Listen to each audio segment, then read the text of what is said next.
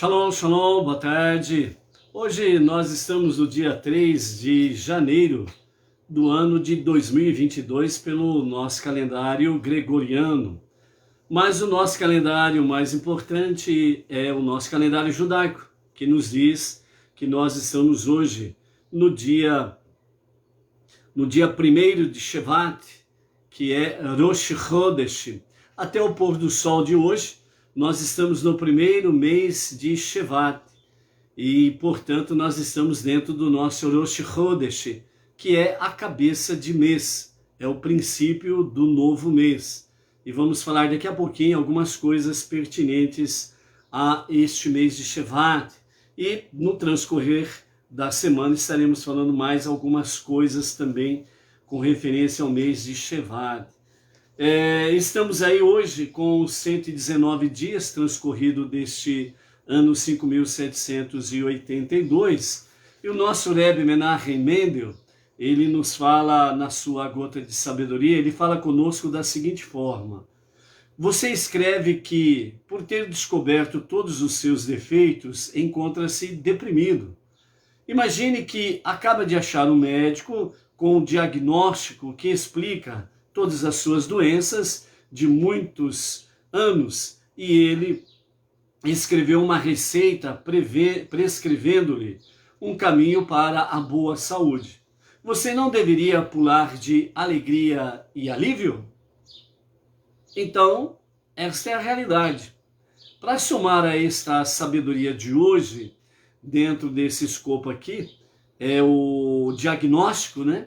Para termos uma boa saúde, nós precisamos lembrar da sabedoria que o nosso Rebbe falou conosco ontem.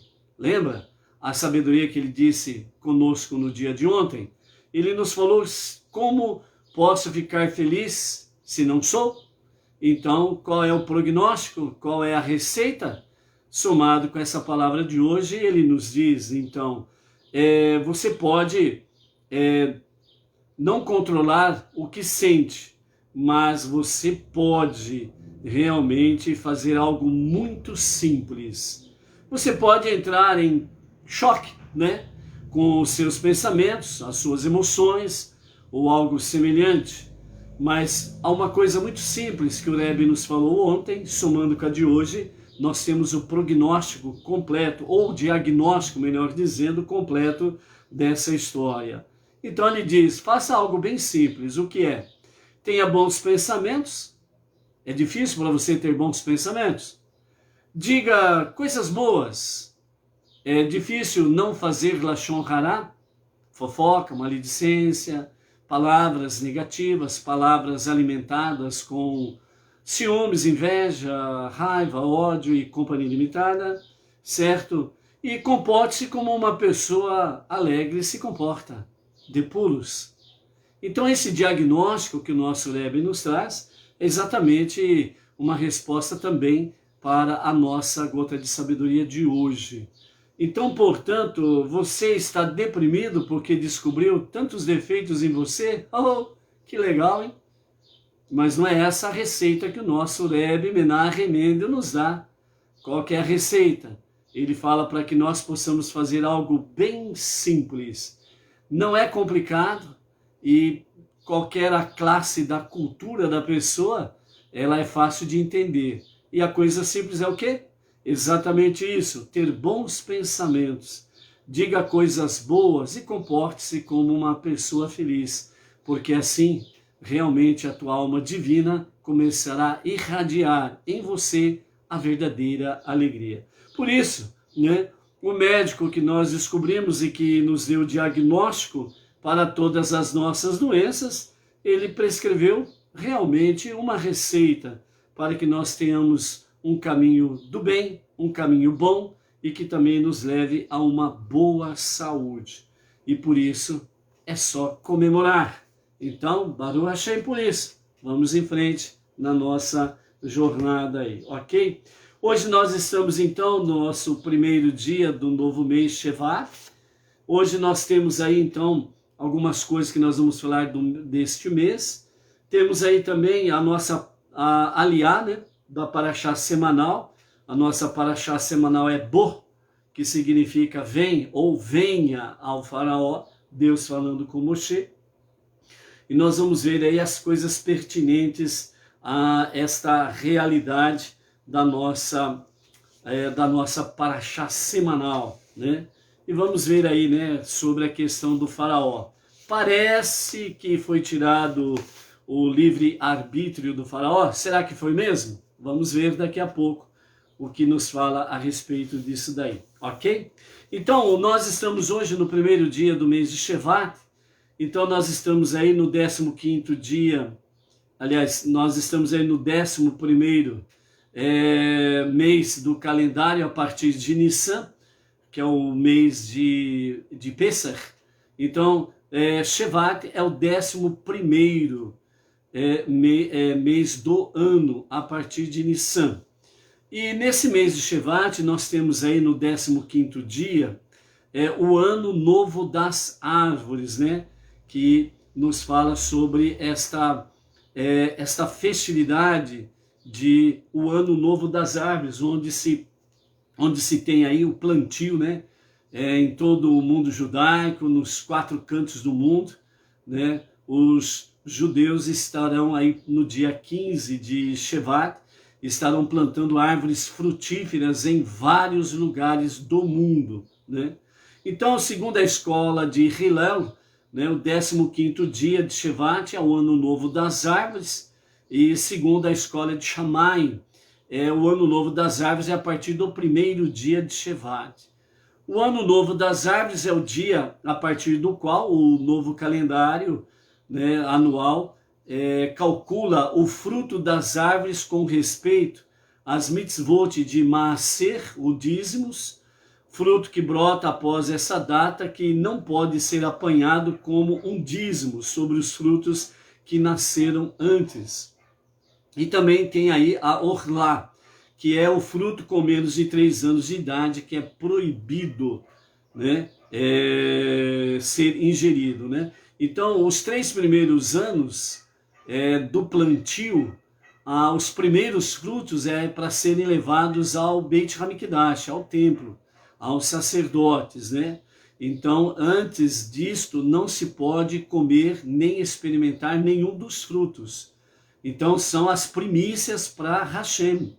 Então, é colhido os primeiros frutos, é levado ao Beit HaMikdash, uma oferenda a Deus, através dos sacerdotes, e antes disso, ninguém pode experimentar o fruto, né, das árvores frutíferas. Então é celebrado pela partilha de frutos, especialmente as 7 espécies pelas quais a terra de Israel é enaltecida. Então, o 15º dia do 11º mês alude o segredo do inefável nome do Eterno, Havaiá, cujas primeiras 2 letras, né, o tetragrama, mais conhecido também, que é exatamente Yud Rei. Então, as 2 primeiras letras do tetragrama sagrado representam o nível oculto mais elevado de unificação, e essas 2 letras têm um total no valor numérico de número 15, somando as 2. E as 2 últimas letras do tetragrama, temos o Vav e o Rei, que representam o nível inferior, revelado de unificação, né? Então, por isso temos aí Havaiá. E nesse aspecto aqui, as 2 últimas letras, o Vav e o Rei, tem um valor numérico 11.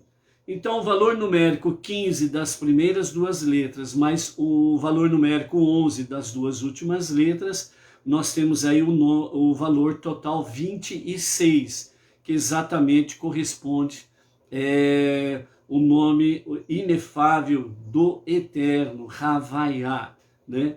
E o segredo total do nome Havaiá, que segundo os cabalistas, né, é o nome revelado para nós, representa exatamente o segredo da árvore da vida.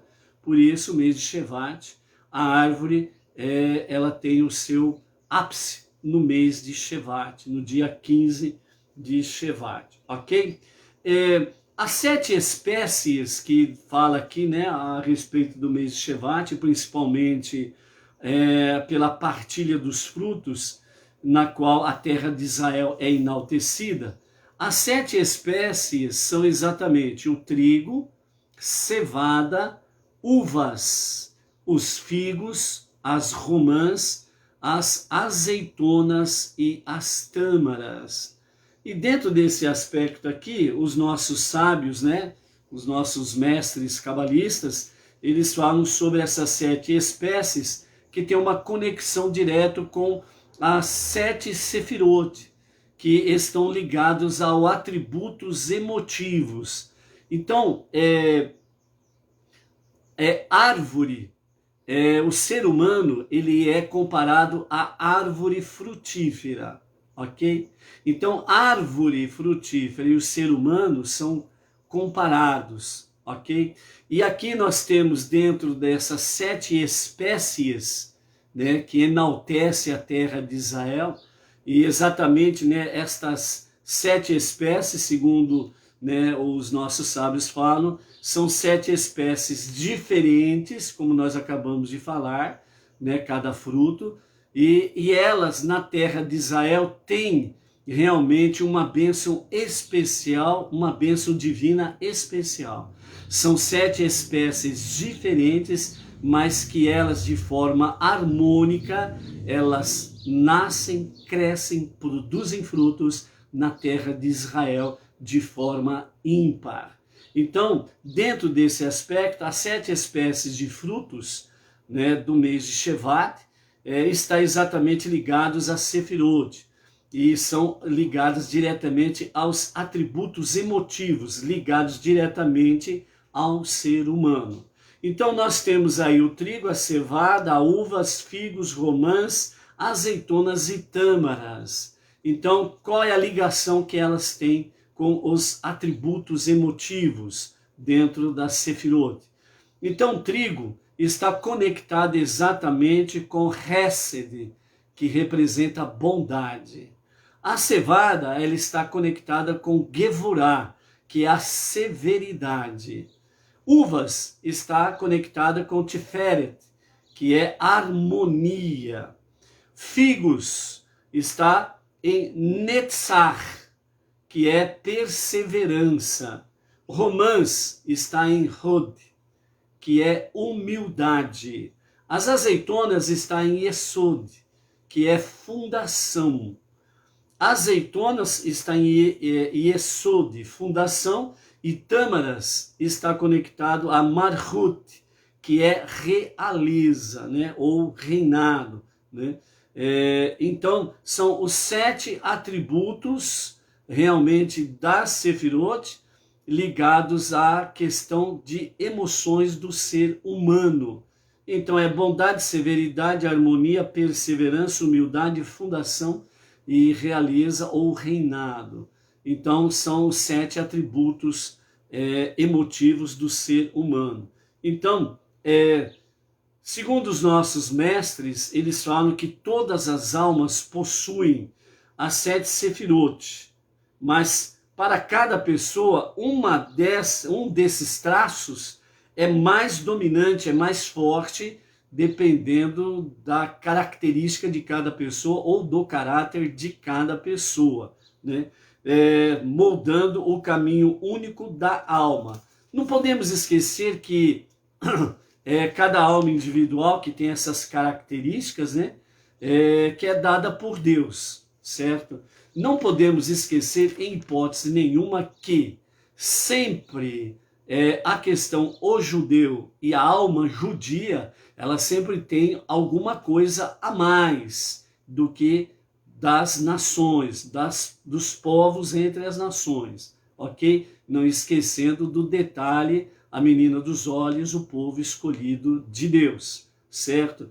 E para que nós possamos realmente desfrutarmos dessas bênçãos preciosas, nós precisamos não somente abraçar a fé monoteísta com fundamento judaico e com orientação rabínica, mas nós precisamos vestir as vestes reais de Deus, certo? Não adianta nada aquele velho ditado, não adianta nada você acender uma vela para Deus e a outra para o diabo, ou de forma mais culta ou mais elevada, como diz os nossos mestres. Não adianta você ficar pulando de cerca. Uma hora você está do lado direito da cerca, Torá, e outra hora você está do lado esquerdo da cerca, buscando satisfazer os seus próprios interesses e paixões. Isso significa você se envolver de forma negativa com o mundo secular, mundano e profano,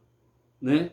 Então, não dá certo. Então, é nesse sentido. Então, dentro desta realidade aqui, para que esses atributos emotivos possam surtir bons frutos em nossas vidas e possa realmente fazer com que nós possamos cada vez mais identificarmos-nos como os irmãos mais novos do Filho primogênito de Deus, o povo israelita, e filhos do Altíssimo, nós precisamos cada vez mais estarmos aí vestidos e revestidos das vestes celestiais de Hashem, do Rei, que é exatamente as vestimentas da Torá e as suas mitzvot, ok? Que estão inclusas as 7 leis universais. Então, nesse aspecto aqui, os 7 atributos, então, eles correspondem à nossa dedicação a Deus, com os nossos atributos pessoais, bem como com todos os 7 modos gerais do serviço divino. Então, esses atributos aqui, né, a bondade, severidade, harmonia, perseverança, humildade, fundação, realeza ou reinado, que estão conectados diretamente com 7 frutos especiais da Eretz Israel, da terra de Israel, o trigo, cevada, uvas, figos, romãs, azeitonas e tâmaras, né, estão conectados aos 7 atributos emotivos. Então, esses 7 atributos emotivos é realmente para que nós possamos aprimorar no nosso dia a dia o nosso serviço a Deus. Então, quando nós fazemos os nossos serviços diários a Deus, para nós, Benenoa, que fazemos, né, do primeiro dia da semana até o 6º dia da semana, fazemos a parte da manhã e a parte da noite. E no 7º dia, o dia sagrado do Shabat, nós fazemos o serviço da manhã, da tarde e do encerramento, né, do Shabat, a Havdalah, e já em seguida o serviço da noite.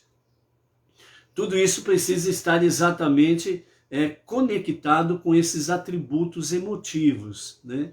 E dentro dessas 7 sefirot é para que nós possamos estarmos vivenciando o nosso serviço divino.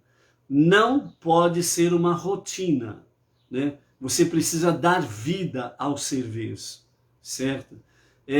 Por exemplo, no trabalho secular, você vai para o seu trabalho secular, você faz todos os preparativos, sai da sua casa e você vai para o seu trabalho secular e ali você, como diz, né, o ditado, né, entra de cabeça no seu trabalho, né? Entra com a sua alma no seu trabalho e procura fazer o melhor no seu trabalho secular. Dentro desse nível, você tem que fazer mais do que no trabalho secular, no seu trabalho divino. Então você precisa realmente ter a certeza de que, quando você vai fazer o seu trabalho diário, o seu trabalho divino, você não pode esquecer jamais que você está diante do Criador, o único Deus, o único soberano, o único Salvador.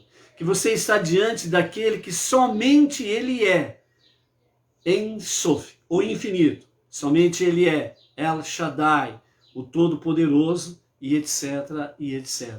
Então você não está diante de alguém comum, muito pelo contrário.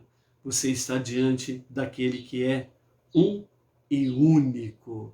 E Ele dá livre acesso a cada um de nós de estarmos em sua presença. Não exige de nós pagar pedágio, não exige de nós realmente fazer com que nós estejamos aí colocando uma corda no pescoço para poder fazer um serviço a Ele. Ele realmente nos dá a liberdade, a simplicidade de podermos estar perto dele. O nosso Pai Celestial, o Pai das misericórdias, o Rei dos reis, porque ele é o Rei do Rei Mashiach, e ele é o Rei do Rei Mashiach e dos reis, ou seja, de todo e qualquer governante existente em todo o planeta. Por isso que ele é o Rei dos reis, ok?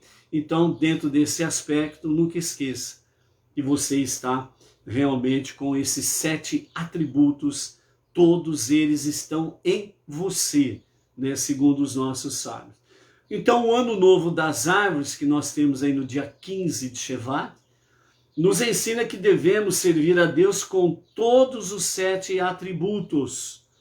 Todas as manhãs devemos servir a Deus, não de forma rotineira e necessária, mas com renovado prazer, alegria, dando o nosso máximo com todos os atributos que possuímos, que Ele nos dá.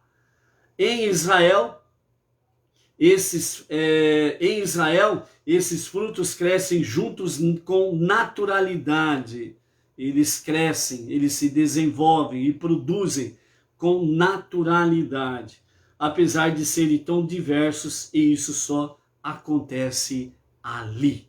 Dentro desse aspecto, o que nos mostra aqui nessa reflexão do mês de Shevat é que, por mais que nós tenhamos 7 atributos diferentes um do outro, nós não podemos esquecer de que eles estão em nós, porque Ele nos concedeu isso, e que Ele faz com que isso cresça em nós de forma harmônica, em unificação, para que nós possamos cada dia mais prestarmos um serviço autêntico a Deus, um serviço voluntário, um serviço do coração transbordante em amor.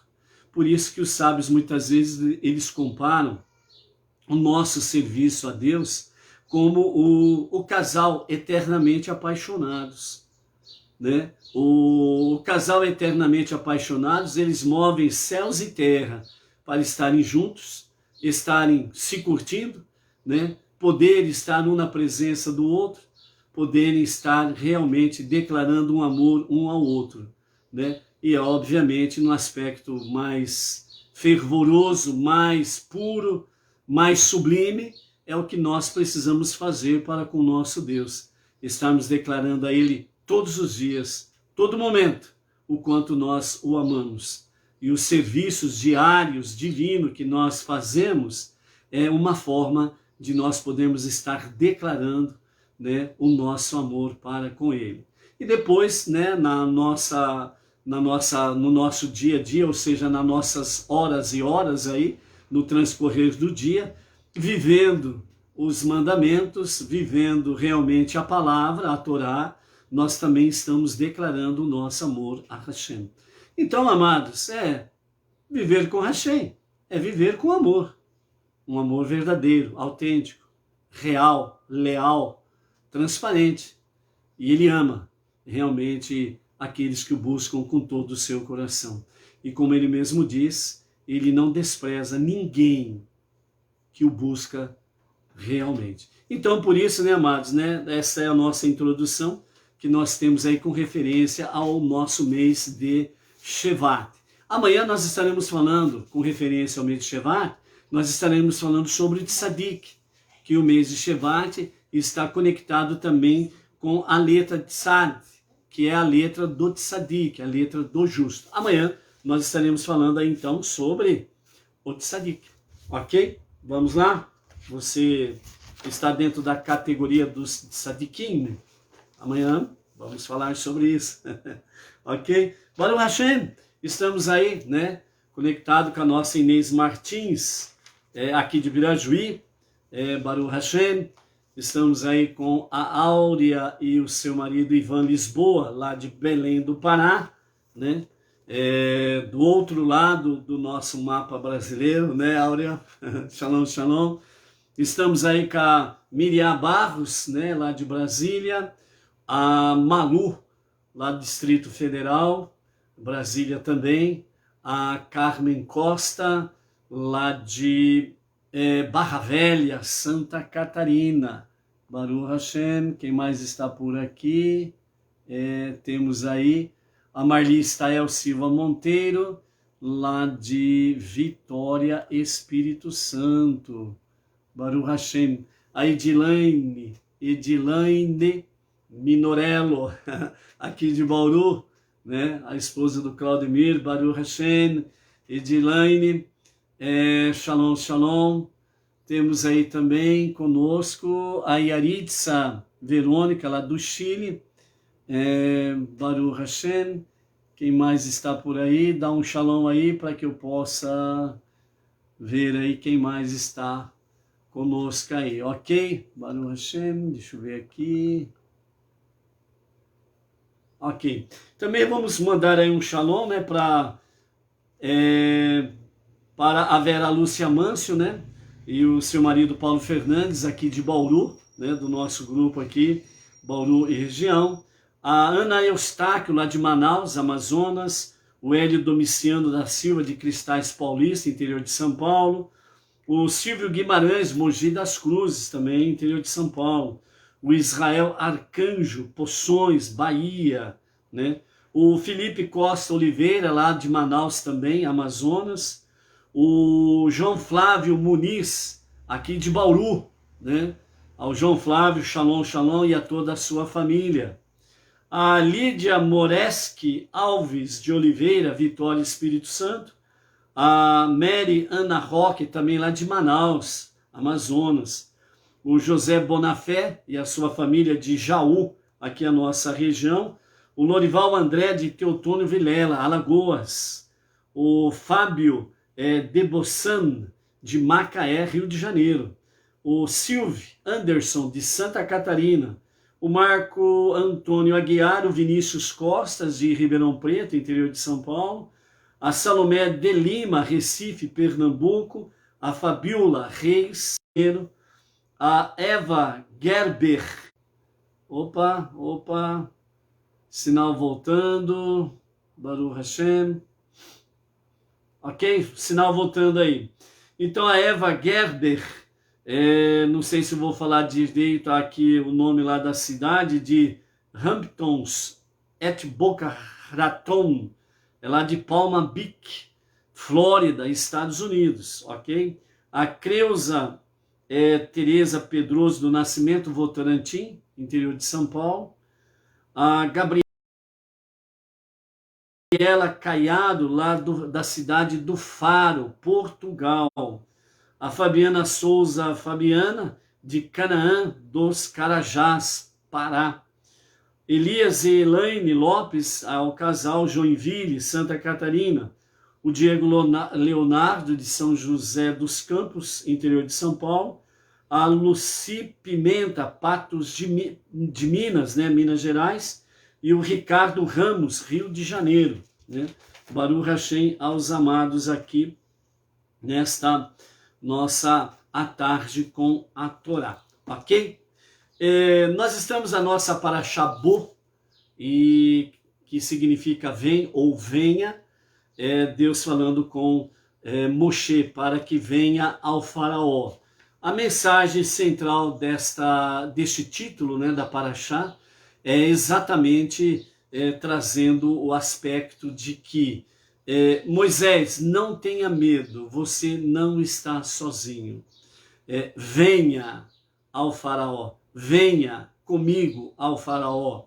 Você está numa ótima companhia, fica tranquilo, né? Quantas vezes nós falamos, eu estou com Deus, mas na hora que a gente dá o primeiro passo, parece que nós vamos cair num abismo de tanto medo que nós ficamos. Mas você não disse que está com Deus? E por que esse medo, esse pavor? Então é como diz o nosso Rebbe Menachem Mendel em outras gotas de sabedoria.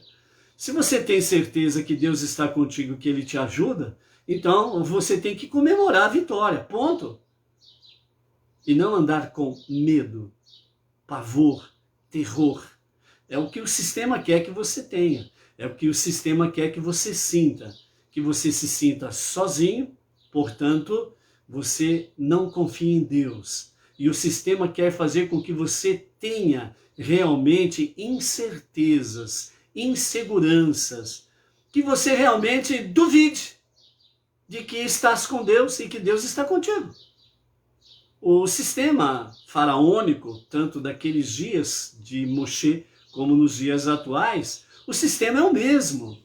Por quê? Porque as lutas entre o bem e o mal, elas continuam através dos séculos, de gerações, até o presente momento, até os dias de Mashiach, quando ele se revelar para realmente colocar um ponto final no mal, na escuridão, é a redenção final. Até lá, a nossa luta é diária, ela é constante. Então você não pode ficar aí dos dois lados da cerca. Ou você está do lado da Torá, portanto com Deus, ou você está do lado esquerdo da cerca.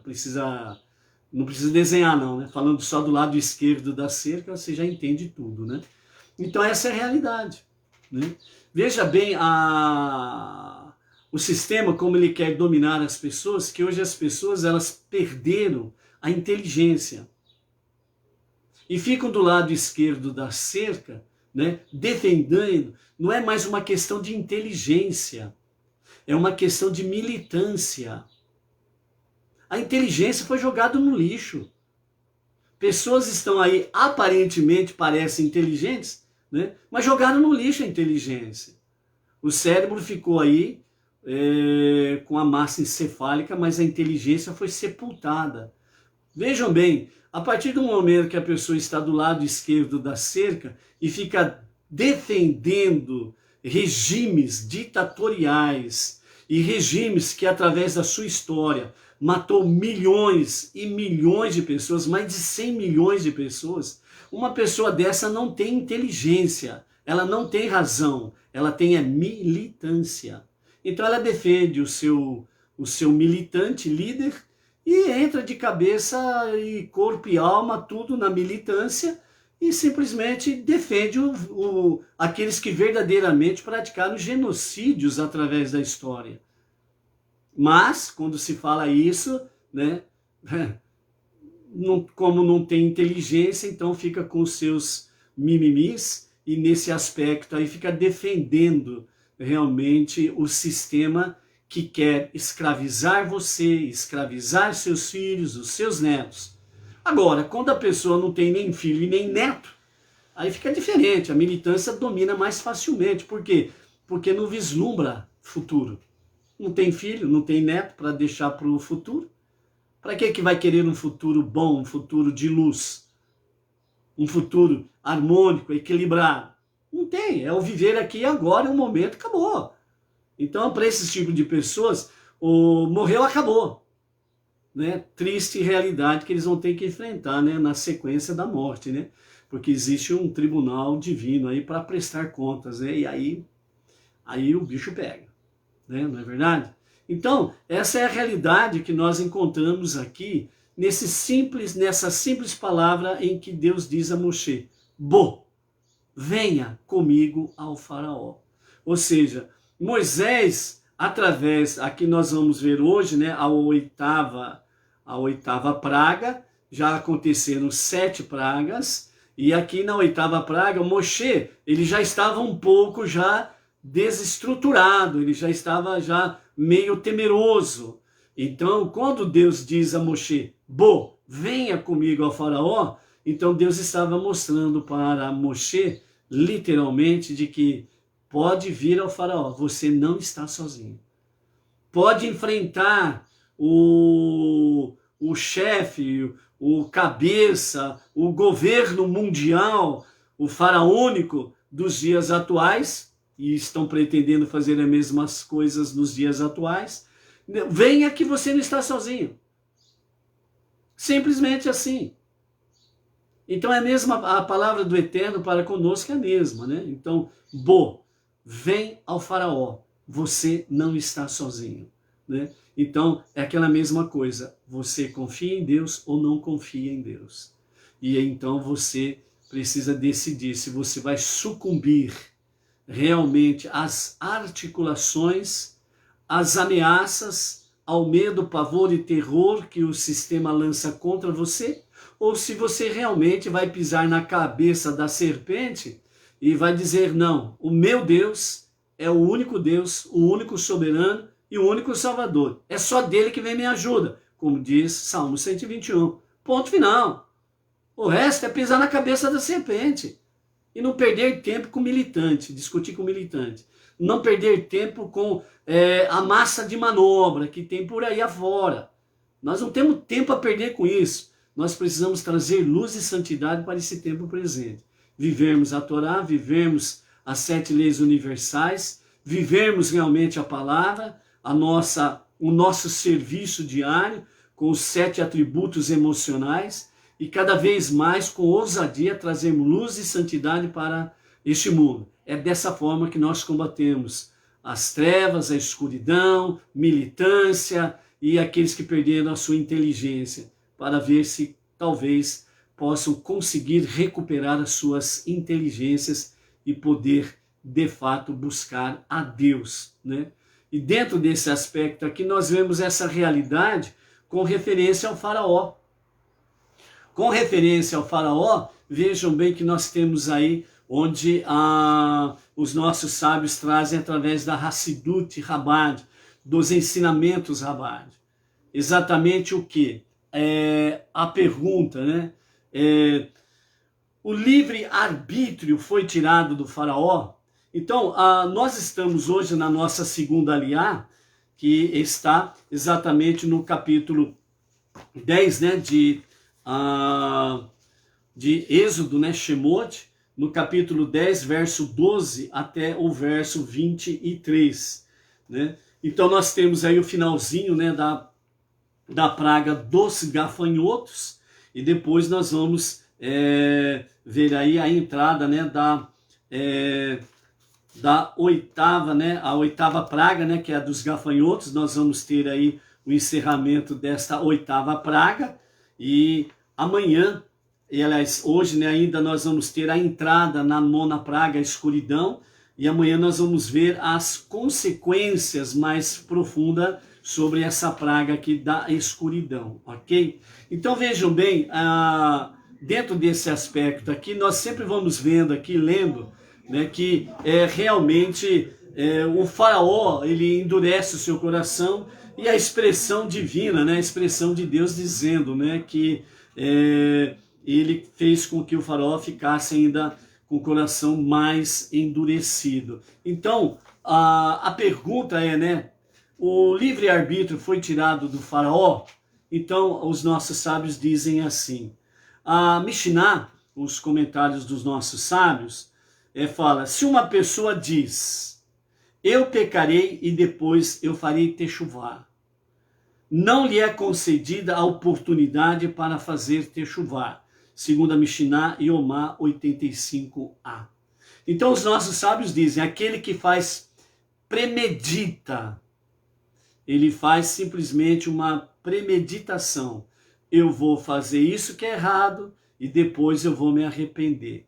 Então quando a pessoa voluntariamente, ela peca porque ela quer desobedecer o mandamento divino, ela quer realmente se rebelar contra Deus, e depois diz, né, e depois que eu fizer o que eu quiser fazer, eu vou me arrepender, eu vou fazer techuvá boa.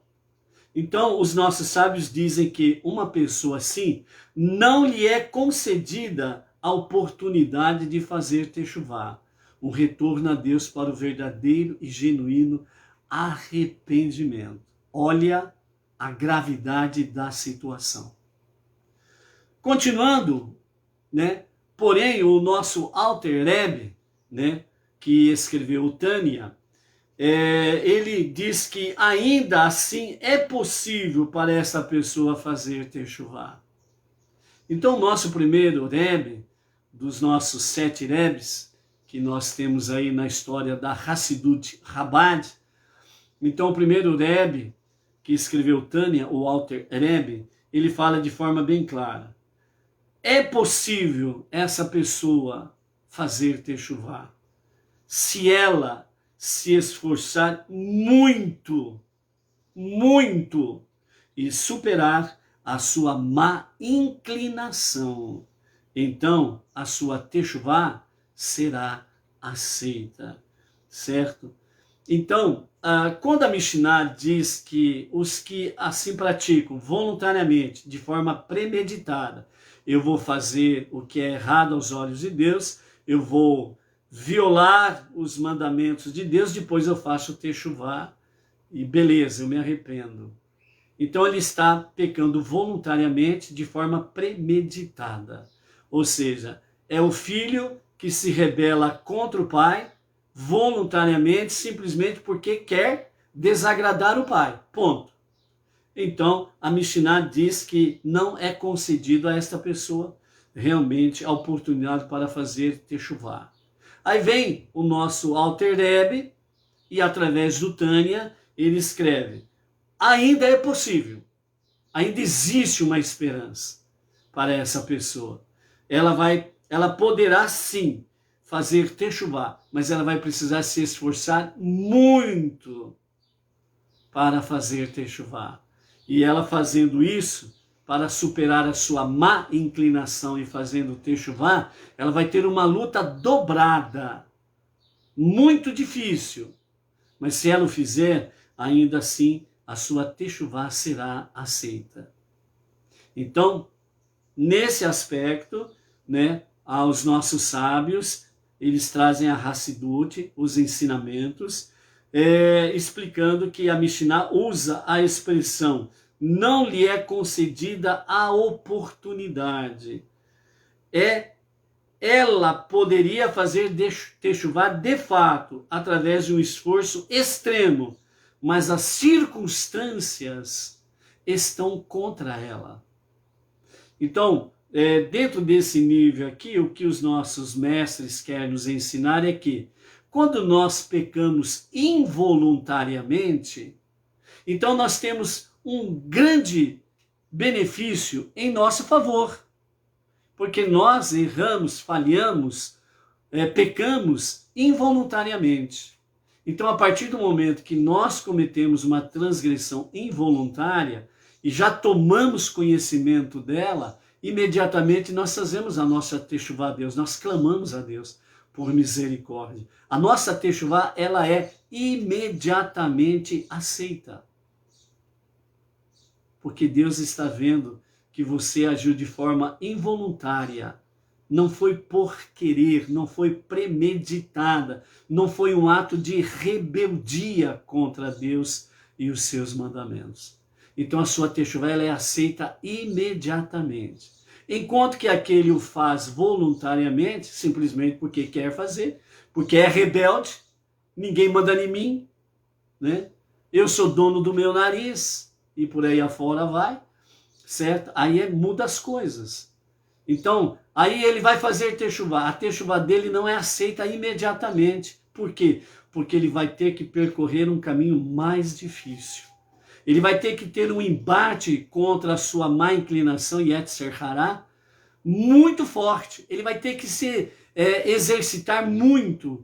Ele vai ter que reagir de forma um esforço muito grande contra a sua inclinação do mal, para que a sua techuvá seja verdadeira. E aí será aceita. Então, é diferente daquele que faz voluntariamente e daquele que faz involuntariamente um pecado.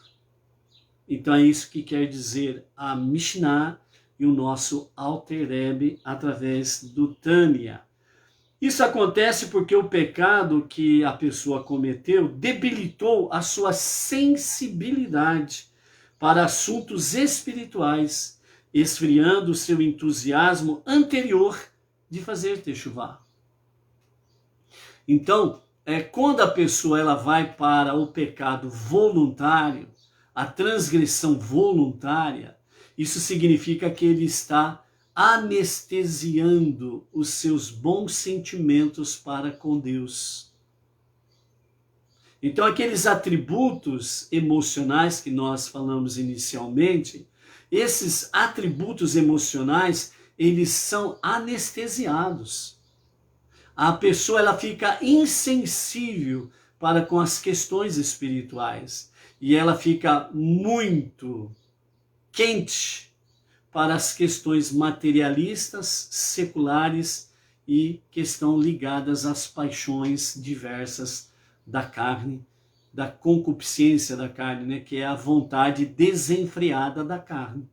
Sejam elas materiais, sexuais e por aí afora vai. Né? Então, essa insensibilidade. Então, a alma da pessoa fica insensível, a sua mente fica insensível. É isso que acontece realmente nos dias atuais com referência aos que ficam do lado esquerdo da cerca. A insensibilidade. Você falar para essas pessoas que o regime X que você está defendendo matou mais de 100 milhões no mundo. Não há liberdade. Elas não conseguem entender isso. Por mais que você queira explicar, elas não têm a sensibilidade espiritual, perderam a sensibilidade espiritual.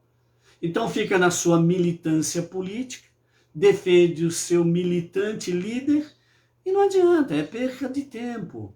Então nós precisamos fazer o quê? É vivermos a palavra, trazermos mais luz e santidade para esse tempo presente, para ver se assim essas pessoas conseguem fazer techuvá.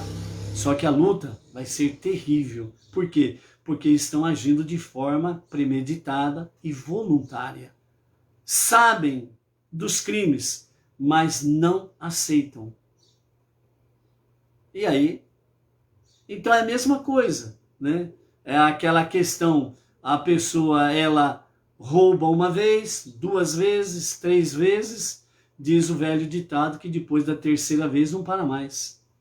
Aí vai ser preciso um tratamento de choque, um tratamento contundente para poder ver se consegue tomar juízo e realmente abandonar o crime, né? E por aí afora vai.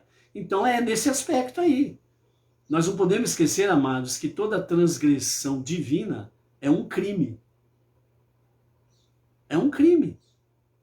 É só você pegar os 10 ditos, é só você pegar os 10 mandamentos ou as 7 leis universais e você vai ver. E todos eles estão, praticamente todos eles estão relacionados no Código Penal dos países. Então é um crime. Não matarás. Difamação é um crime. Existe um artigo dentro do Código Penal, dentro do Código Civil. É um crime. Difamação, calúnia, injúria, é um crime. São crimes, né? Caso aí são 3, né? São crimes. Então, na realidade, toda desobediência a Deus é um crime. Os tribunais terrenos podem falhar na sua execução da pena, mas o tribunal divino não, ele não falha. Então, essa é a realidade aí. Então, dessa forma, voltando para tudo isso no sentido do faraó, foi tirado o livre-arbítrio do faraó. Na realidade, o mesmo pode ser dito que o faraó, né? Deus não tirou o livre-arbítrio do faraó, mas através de seus atos malvados de perseguir os judeus, ele entorpeceu a sua alma, tornando mais difícil para ele fazer techuvá. Ou seja, quanto mais a pessoa se envolve no crime, mais difícil fica a sua regeneração. Olhem os índices, né, de recuperação de criminosos, por exemplo, na prática das estatísticas que estão aí. E existem outros crimes que não são punidos com cadeia, vamos assim dizer, certo? Mas que têm o mesmo significado espiritual. Por exemplo, Lashon Hará, a língua maldita, da fofoca, da maledicência, da animosidade, jogar uma pessoa contra a outra, da inveja, dos ciúmes, da raiva, do ódio. Não tem uma punição de cadeia, vamos assim dizer, certo? Mas são crimes espirituais. As pessoas estão cometendo contra o seu próximo. Fisicamente, materialmente falando, não estão roubando e nem matando pessoa X. Mas através das suas ações do Lashon Hará, é de fato como se ela estivesse roubando e matando aquela vida que é objeto da sua fofoca, da sua maledicência. O tribunal divino vai anotando, vai escrevendo. E aí, a hora que chegar a cobrança, as coisas ficam fervilhando, ok? Então, dessa forma aí, Deus não tirou o livre-arbítrio dele, do faraó, mas através de seus atos malvados de perseguir os judeus, porque simplesmente queria perseguir. É o mesmo caso desses ditadores aí, que seguem um determinado regime, entre aspas, político pelo mundo afora, que matou mais de 100 milhões de pessoas, e querem fazer com que esse regime seja realidade aqui no nosso país, né? Então as pessoas que, né, estão aí achando que isso é a 7ª maravilha do mundo, ou é a 8ª maravilha do mundo. Não deu certo em lugar nenhum do mundo. Acho que aqui vai dar. Vai dar com essa militância pobre, podre, corrupta? Não vai. Ou seja, eles querem trazer esse regime para o nosso país para fazer com que nosso país seja o pior do que nós já estamos vendo aí na nossa vizinhança e em outros lugares mais, onde não deu certo em lugar nenhum do mundo. Por que vai dar certo aqui? Com uma militância pobre dessa, intelectualmente? A ignorância, a insensibilidade dessas pessoas é tanta que esse próprio regime aí, né, que fica do lado esquerdo da cerca, né, não faz muito tempo fizeram um seminário aí e teve lá uma psicóloga ou uma pedagoga, né, militante, que falou no alto e bom som no microfone que ela odeia a classe média, que ela odeia a classe pobre. Por ela, se extinguia. Sabe o que é isso? Ela disse que essa classe, por mim, que morra. Está entendendo como que a insensibilidade dessas pessoas não tem noção? Amanhã, elas mesmas poderão ser vítimas daquilo que está defendendo hoje. Porque a história comprova essa realidade, certo? Então, a insensibilidade, por causa do quê? Por causa dos seus atos malvados. Então, os atos de ruindade, de malvadeza, vai cada vez mais entorpecendo o entendimento das pessoas. E elas vão se tornando espiritualmente e emocionalmente, vão tornando as pessoas insensíveis. É como um robozinho. Então a militância joga o osso e sai todo mundo correndo, sem saber por quê. Tó, a carne de vocês, e é um osso. E eles acham que é carne, e vai... Esse é o perigo daqueles que se entregam às coisas ruins da vida, à desobediência a Deus, aos seus mandamentos. Elas vão se tornando insensíveis. E por isso, a techuvá dessas pessoas vai se tornando cada vez mais o quê? Difícil de fazer um retorno a Deus para um verdadeiro e genuíno arrependimento, para voltarem a serem seres humanos sensíveis. Então, dessa forma, nos ensina que uma lição poderosa que Deus tem para nós através dessa questão do faraó. E essa lição é: se o faraó, que recebia energias espirituais das forças do mal, forças negativas, forças demoníacas, que é isso que acontece aí com essa turma, ainda era capaz de fazer techuvá, então muito mais cada judeu, cada não judeu que realmente coloca a sua energia espiritual, que é derivada da santidade de Deus, e coloca realmente em foco em Deus. Então, dessa forma, Deus nunca está além do alcance da nossa techuvá. Ou seja, a partir do momento que nós realmente nos voltamos para a techuvá, então Deus confirma: venha comigo contra as forças do mal. Você não está sozinho, pois Faraó e toda aquilo que circunda o Faraó está de fato conectado com tudo aquilo que é mal, perverso, certo? Então é isso daí, certo? Então, focando agora um pouco sobre os gafanhotos, né? Que é a nossa segunda aliá, capítulo 10, verso 12 até o verso 23, que é a parte final da praga de gafanhotos, e em seguida vamos entrar realmente na nona praga, que é a escuridão, né? Então a praga dos gafanhotos, ela aconteceu no dia 8 de Shevat. Deus disse a Moshe: levanta teu braço sobre o Egito pelos gafanhotos, para que avancem sobre o Egito.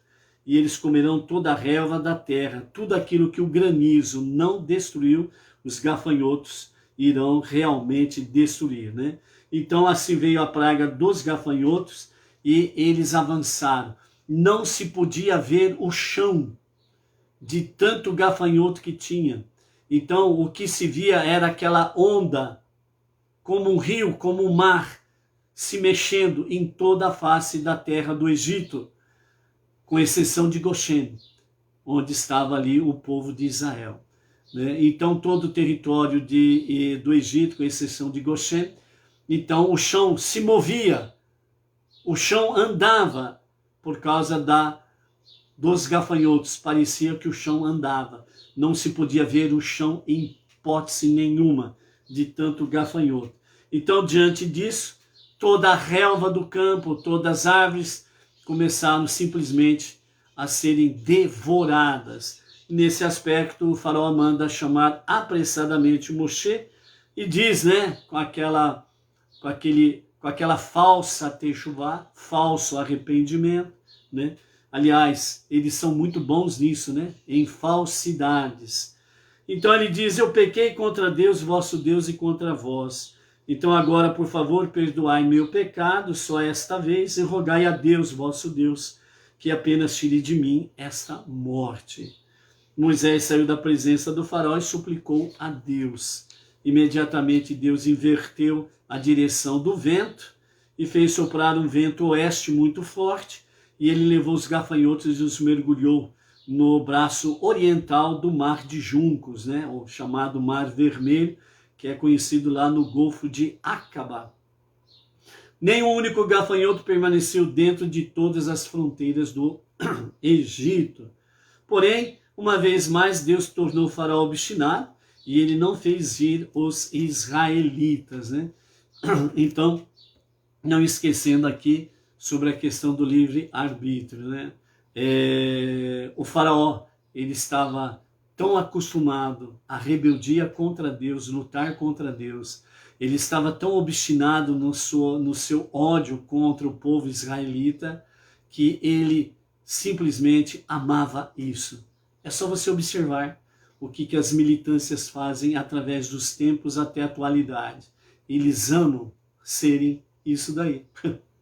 Você vai perder tempo com isso? Não perca tempo.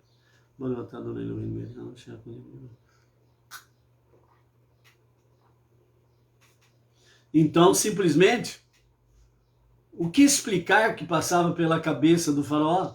Simplesmente isso. Você já encontrou pessoas que dizem assim: eu nasci assim, eu cresci assim, eu sou assim e vou morrer assim. Você já encontrou pessoas que falam isso, não encontrou? É isso daí. Personificação do faraó, que vem através de gerações, está aí até hoje. E a partir do verso 21 até o verso 23, nós temos então a entrada da nona praga, a escuridão. Então no dia 15 de Shevat, Deus mandou Moisés anunciar a nona praga, a escuridão. E no dia 8 de Adar, terminado o período de advertência, né, as 3 semanas, Deus disse a Moshe: levanta teu braço para o céu, a fim de que haja escuridão sobre o Egito, e a escuridão será mais escura do que a noite. tão escura que ela será palpável, né? Ou seja, a escuridão ela seria tão densa que as pessoas podiam tocar na escuridão. Imagine um negócio desse. Então Moisés levantou a mão para o céu. Essa praga só durou 6 dias, não uma semana completa. Primeiramente houve uma escuridão opaca em todo o Egito por 3 dias. Nenhum homem egípcio pôde ver seu irmão, nem mesmo a luz do fogo. Mas a escuridão não obstruiu a vista dos israelitas. Nesses primeiros 3 dias, os israelitas que não queriam deixar o Egito, 4/5 da população morreram. Isso aconteceu especificamente enquanto os egípcios não podiam ver, para que não pensassem que a morte desses judeus tivesse a mesma causa da morte dos egípcios durante as pragas. Nos 3 dias seguintes, a escuridão tornou-se tão palpável que nenhum egípcio que estivesse sentado quando ela começou pôde levantar-se de seu lugar. E nenhum egípcio que estivesse em pé quando ela começou pôde sentar-se, né? Os israelitas, porém, examinaram as habitações dos egípcios livremente durante esses 3 dias, registrando os bens dos egípcios e onde eles escondiam ou guardavam as suas preciosidades. Além disso, naqueles 6 dias, houve luz para todos os israelitas em suas habitações, lá em Goshen. A escuridão não chegou, né? E aqui nós encerramos a nossa segunda aliá. Com referência aqui à praga da escuridão, nós vemos aqui 2 episódios, né? A escuridão, ela teve durante os 3 primeiros dias uma luz opaca, em que um egípcio não conseguia enxergar o outro, mesmo que ele acendesse fogo, né? Mesmo que ele pegasse lá um pedaço de pau lá e pudesse fogo para andar, que ainda poderia andar, mesmo assim não conseguiu enxergar nada e ninguém, ok? Nesse período, os judeus rebeldes, que não queriam sair do Egito, porque queriam permanecer no Egito, então eles morreram nessa praga da escuridão. E por que essa distinção que Deus fez? Porque a morte destes israelitas foi por causa da sua rebelião contra Deus, como povo de Deus.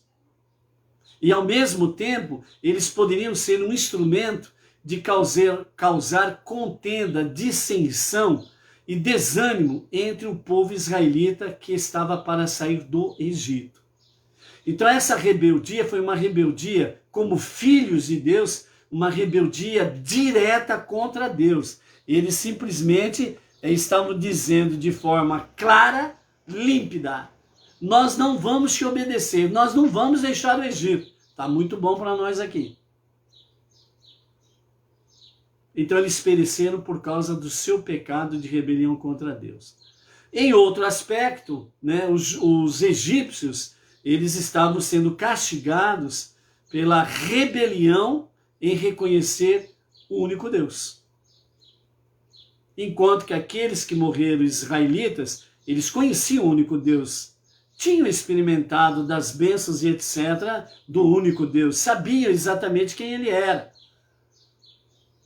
e a quem eles pertenciam.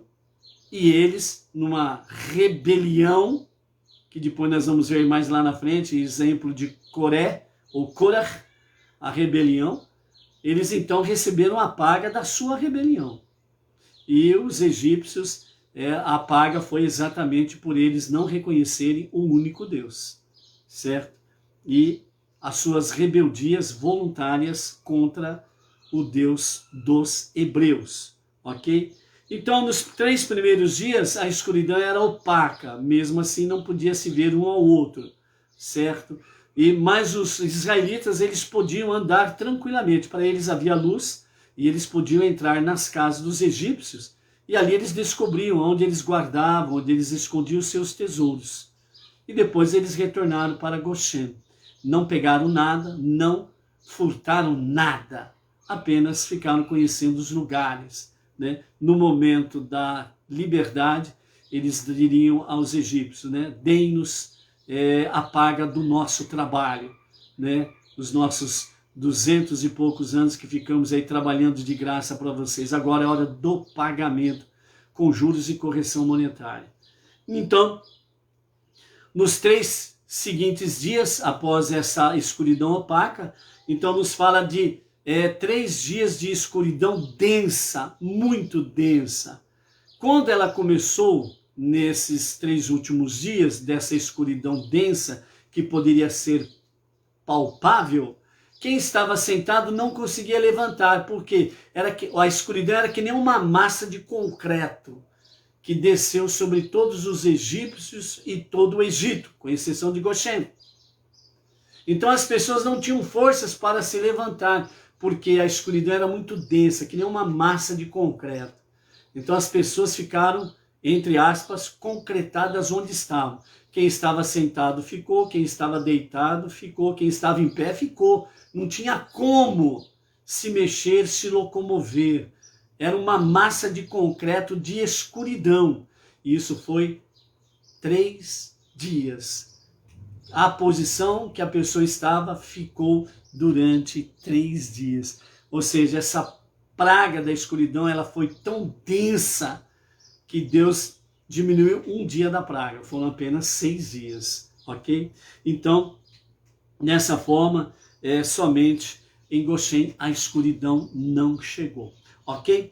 Então, nessa sequência aí, nós podemos aí vermos a realidade da 8ª praga dos gafanhotos, para finalizarmos a nossa live. Moshe e Arão se dirigiram ao faraó pela 8ª vez, com a advertência de um novo castigo, uma praga de gafanhotos. O momento que Deus disse a Moshe e a Arão: venha ao faraó comigo, vocês não estão sozinhos. Então, dessa forma, Moshe junto ao faraó, Moshe e Arão, voltaram-se para o rei e disseram a ele: por quanto tempo mais deixará, né, os ministros do faraó, né? Depois que Moshe anunciou a praga do gafanhoto, ele virou as costas e foi embora, não falou mais nada, só anunciou, pronto, foi embora. E aí os ministros do faraó falaram para ele, né, por quanto tempo mais deixará que este homem, Moshe, nos cause problemas? Prometa-lhe que deixará partirem todos os homens judeus para servir a Deus, mas faça com que as mulheres e crianças fiquem no Egito, para ter certeza que eles voltarão. Então, o faraó manda chamar Moshe de volta e fala para ele: pode ir os homens, as mulheres e as crianças vão ficar. E Moshe simplesmente disse: não, todos iremos juntos. Somos uma família. Não tem nada desse negócio, vai um, fica o outro. O Moshe deixou bem claro para o faraó: nós somos um povo, nós não somos retalhos, nós somos um povo, nós somos um organismo, nós somos uma família. Vão todos juntos, sem ninguém para trás. O faraó ficou doido da vida, né? Porque aí ele gritou, gesticulou, fez o seu circo, né? Porque Moshe não aceitou, né, o plano do faraó. Aí eles ficam enraivecidos. Está entendendo por que o sistema da atualidade segue o mesmo padrão do faraó? Separar famílias. Separar as pessoas. Fazer com que as pessoas sejam divididas em categorias. Umas que tomam remédio, outras que não tomam remédio. Uns que não podem sair da sua casa e outros que podem sair. Outros que são A, outros que são da classe B. Separação de pessoas, separação das famílias, separação de classes. São os sistemas do faraó, o sistema da perversidade que fazem as separações. Analise. Então o faraó gritou: eu poderia deixar os homens saírem, mas de maneira alguma as crianças devem ficar aqui para ter certeza de que os homens regressem. Veja só, o que vocês querem é fugir do Egito para sempre e não aceito fazer alguns sacrifícios. Nunca o permitirei. Com essas palavras, o faraó virou as costas a Moshe e a Arão, né? Então, a desculpinha que eles sempre dão, vocês não aceitam fazer sacrifícios. Eles que arrumam o problema, eles que arrumam as doenças, eles que arrumam pela sua rebelião, que as pragas cheguem até eles. E depois falam que você é quem não aceita sacrifícios. Entendeu? Então, dessa forma, Deus fez então soprar um vento forte e trouxe os gafanhotos ao Egito. Os egípcios haviam visto gafanhotos antes, mas nunca tanto ao mesmo tempo. Havia milhões e milhões de gafanhotos.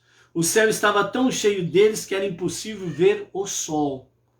Os campos cheios de gafanhoto, como uma gigantesca manta de criaturas saltitantes, não deixavam o menor espaço livre. Não podia se ver o chão. O povo egípcio não podia ver o sol e não podia ver o chão. A praga anterior do granizo havia destruído praticamente todo o cereal, a vegetação, o pasto do Egito. Mas os gafanhotos saquearam e devoravam até as últimas lavouras que restavam. Logo, todos os campos e todas as árvores estavam desprovidos de qualquer alimento. Os egípcios se preocupavam: vamos morrer de fome. O faraó apelou então para Moshe, dizendo que deixaria o povo partir se a praga parasse. Moshe então saiu do palácio, rezou a Deus. Deus fez soprar outro vento, levando todos os gafanhotos para fora do Egito. Imediatamente, qual foi a reação do faraó? O faraó mudou de opinião rapidamente e não libertou os filhos de Israel. Ok? Hoje vamos ficar por aqui. Amanhã vamos entrar então de forma mais profunda um pouco sobre a praga da escuridão. Entramos numa parte hoje, amanhã vamos concluir, né, a praga da escuridão, né? Portanto, não deixe o gafanhoto devorar as suas reservas de vigor, de saúde. A praga dos gafanhotos, ela representa as perversidades do faraó, especificamente para os nossos dias, dos faraós que estão aí. Cuide das suas mulheres, cuide das crianças e não deixe que levem para Moloque. Shalom, shalom. Até amanhã.